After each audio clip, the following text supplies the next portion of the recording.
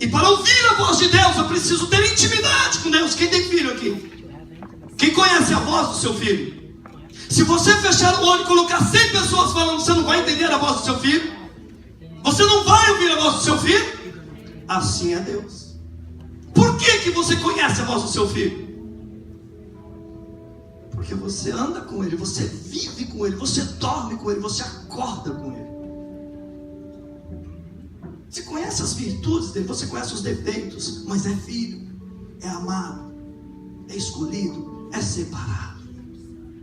E assim Deus falou comigo: meus filhos muitas vezes não estão no centro da minha vontade nem dos meus caminhos, mas são meus filhos. Eu os amo, eu os marquei, eu os separei, mas eles precisam se encontrar com o meu chamado. Mas eles precisam fazer o caminho de volta.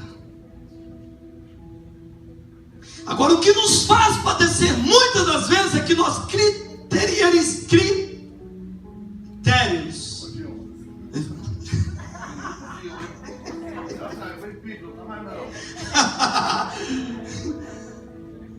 Criteriorizamos.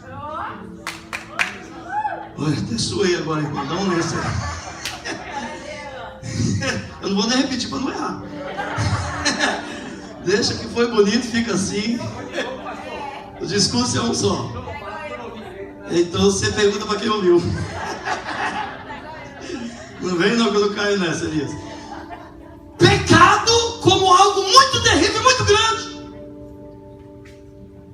Quando na verdade, só de fazer o bem que devemos fazer e não fazemos, pecamos. Quantos de nós passa por aquela porta, vê um copo no chão e não pega? Sempre os mesmos que pegam. Você já percebeu isso? Passamos perto de alguma coisa. Irmãos, eu aprendi a não jogar lixo no chão aqui na América. Porque no Brasil eu não só jogava, como rasgava os sacos de lixo. Ainda tomava os leites que entregava na porta das casas, para poder quebrar a paranoia que eu usava. E jogava o saquinho ainda na porta da casa que eu bebia. E eu não gostava de leite. Não. Então, eu vim aprender tudo isso aqui. Mas não pense você que às vezes o inimigo cega o nosso entendimento e a gente, mas eu tenho que abaixar e pegar de novo. E às vezes eu vou andando, relutando comigo lá na frente. Lá na frente, eu volto tudo aquilo de novo e pego. Não adianta. Quando você tem o Espírito Santo de Deus, você é obrigado a fazer o caminho de volta. Se o Espírito Santo de Deus mora dentro de você, não tem como você ir adiante sem ele. Você faz o caminho de volta, de um jeito ou de outro. E nós criteriorizamos. Achamos que pecado é só aquelas coisas bárbaras e cabeludas, quando na verdade,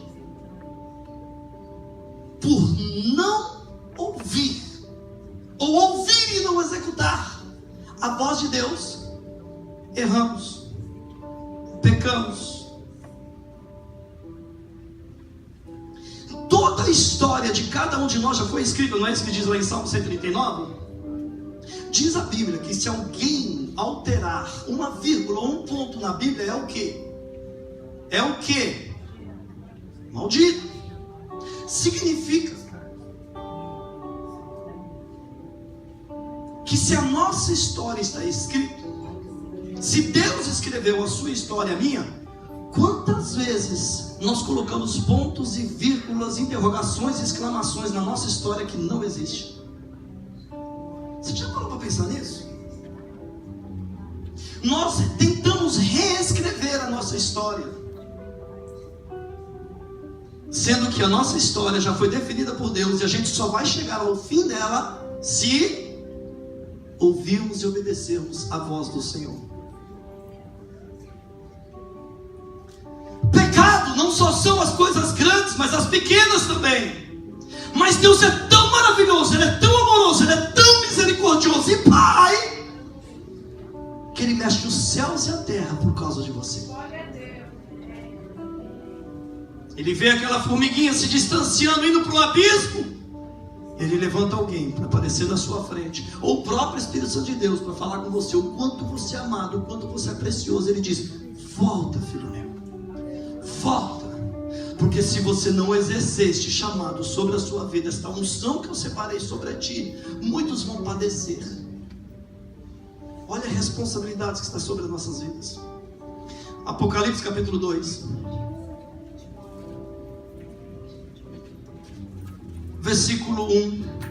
Escreve ao anjo da igreja que está em Éfeso: isto diz aquele que tem à destra os 7 estrelas e que anda no meio dos 7 castiçais de ouro: eis que conheço as tuas obras, o teu trabalho e a tua perseverança, e não podes suportar os maus, que puseste à prova os que dizem ser apóstolos e não são, e tu os achaste mentirosos. Irmão, se naquela época existia um homem que queria ser apóstolo e não era, imagine hoje.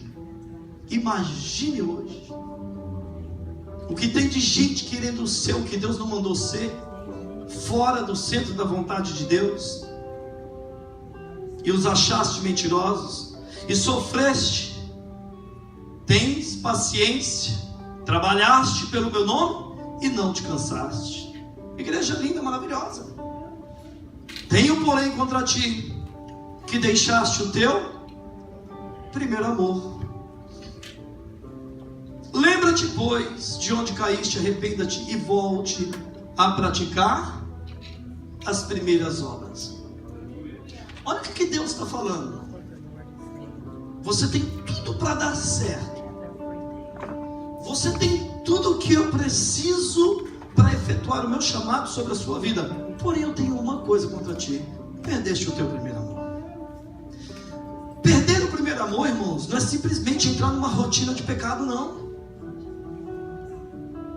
Perder o primeiro amor é tão somente desviar um pouquinho do que Deus te mandou fazer, e você entrar dentro da igreja, sentar e achar que está tudo certo, quando na verdade Deus te chamou para fazer coisas maiores.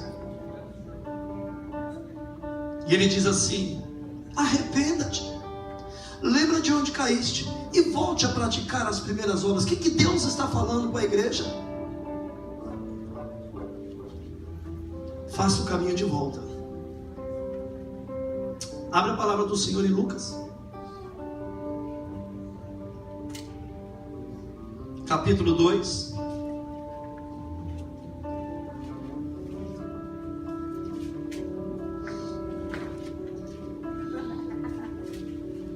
versículo 41 a 52, diz assim: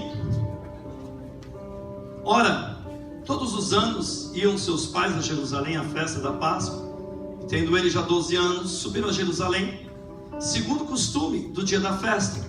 E regressando eles, terminaram aqueles dias, ficou o menino Jesus em Jerusalém, e não soube José e nem sua mãe. Eles, porém, pensando que ele vinha em companhia deles pelo caminho, andaram a caminho de um dia, e procuraram-no entre os parentes e conhecidos, mas não o encontraram. Voltaram a Jerusalém em busca dele, e aconteceu que, passado 3 dias, o acharam no templo, assentado no meio dos doutores, ouvindo e interrogando-os. E todos os que ouviam admiravam a sua inteligência e respostas. E quando o encontraram, se surpreenderam e disse: lhe disse sua mãe: filho, por que fizeste assim para conosco? Eis que teu pai e eu, ansiosos, te procurávamos. E ele disse: por que é que me procuráveis? Não sabeis que me convém tratar dos negócios de meu pai? E eles não compreenderam as palavras que ele dizia. E desceu com eles e foi para Nazaré, e era-lhe submisso. E sua mãe guardava tudo isso no coração, todas essas coisas. E crescia Jesus em sabedoria, estatura, em graça para com Deus e para com os homens. Veja, nós estamos falando de mãe de Jesus, pai de Jesus, que andaram achando que estava andando com Jesus, achando que ele estava do lado, juntinho com eles, quando na verdade ele ficou a caminho de um dia. Os pais de Jesus tiveram que fazer o caminho de volta e encontrar novamente com Jesus. Se eles não fizessem isso, a história teria sido diferente. Mas se você quer que o que Deus tem ao seu respeito, a história que Ele escreveu a respeito de ti, como diz Salmo 139, nós precisamos voltar aonde nós deixamos o Senhor, ainda que eu esteja dentro da igreja, e volte a praticar aquilo que eu havia parado. O nosso problema é que muitas vezes a gente quer continuar aonde nós estamos, quando na verdade com Deus não funciona dessa maneira. A gente tem que voltar, descer, se humilhar e encontrar com Ele novamente. Eu preciso fazer o caminho de volta. Não tem como prosseguir, não tem como ir para frente, não tem como ir adiante e deixar um buraco atrás. Essas portas precisam ser fechadas. Eu preciso voltar e restaurar o meu entendimento com Deus, para ouvir e discernir aquilo que Deus falava comigo, porque a história que parou, ela precisa continuar, mas não do meu jeito, não com os meus pontos, vírgulas, interrogações, exclamações, mas do jeito de Deus. E para que eu possa fazer do jeito de Deus, eu preciso sair do meu caminho e voltar lá aonde eu me distanciei do que Deus tinha para a minha vida, para exercer. Irmãos, nós não temos mais tempo. Nós não temos mais tempo. As pessoas estão desesperadas por Jesus. O ser humano lá fora está pedindo pelo amor de Deus, alguém faça alguma coisa, porque senão eu vou me matar. Quando na verdade os ungidos estão dentro da casa. Tem ungido de Deus nesse lugar? Pelo menos 10, glória a Deus. No meio de 60, 70 tem 10. Tem ungido de Deus neste lugar. Quando eu digo ungido, é unissex, é homem, é mulher. É aquele que foi separado pelo Senhor e Deus revogou uma unção, colocou uma unção sobre a sua vida e te disse: filho meu, isso aqui não é para você guardar, é para você ir adiante. Nada vai poder te deter, nada vai poder te parar. Os gigantes vão se levantar, mas é eu te provocando um nível de unção sobre a sua vida, para que você chegue ao centro da minha vontade. Tem ungido de Deus neste lugar? Amém. Glória a Deus. Amém. Irmãos, Deus teve que falar com Elias, ungido, tinha acabado de matar 850 falsos profetas, mas a maldita da Jezabel continuava viva. Oh, praga de mulher! Não estou falando de você, mulher, não. Você é uma bênção, mas Jezabel é uma praga. E Jezabel só morre no confronto. E ela suga as forças. Ela tenta roubar a identidade do homem e da mulher. E Elias foi um deles. O que aconteceu, Elias? O que você está fazendo dentro dessa caverna, Elias? O próprio Deus